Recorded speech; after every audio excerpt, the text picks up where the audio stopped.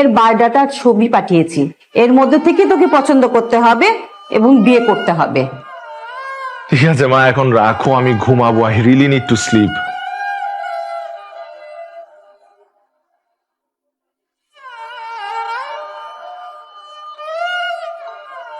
Lottery করি, লটারিতে যার ছবি উঠবে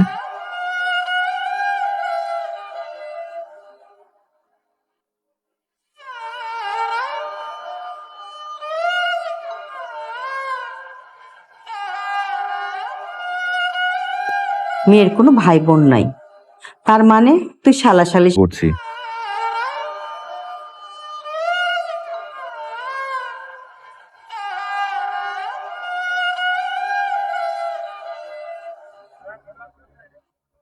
গুড আফটারনুন।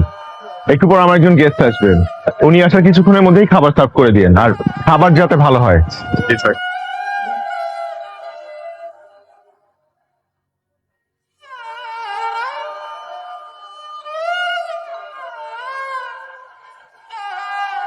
গতকাল ঋতুর ফ্যামিলি আমাকে দেখে পছন্দ করেছেন, বাকিটা তারা ঋতুর উপর ছেড়ে দিয়েছে।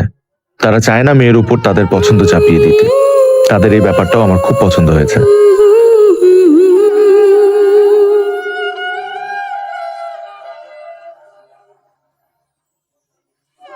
এটা কি আপনার প্রথম বিয়ে? প্রথম দেখায় কোনো হাই হ্যালো না করে সরাসরি একটা এম্বারেসিং কোশ্চেন করবেন সেটা বুঝতে পারিনি, মানে আশাও করিনি। আপনি কি আশা করছেন সেটা আপনার ব্যাপার, তবে মেন্টালি প্রিপেয়ার্ড হন।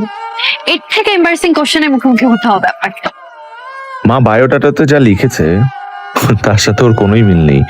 আমি তো ভেবেছিলাম পুকুরের পানির মতো শান্ত একটা মেয়ে। আপনি কি আমাকে দেখতে এসেছেন নাকি আশেপাশে মানুষজন? জি, আপনাকে দেখতে এসেছি।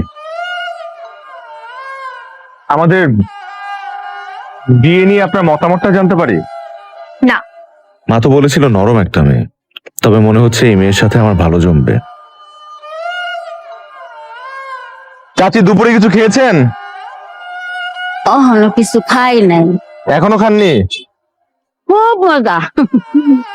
আর কিছু খাবেন চাচি? না। ওরা কারা জানেন?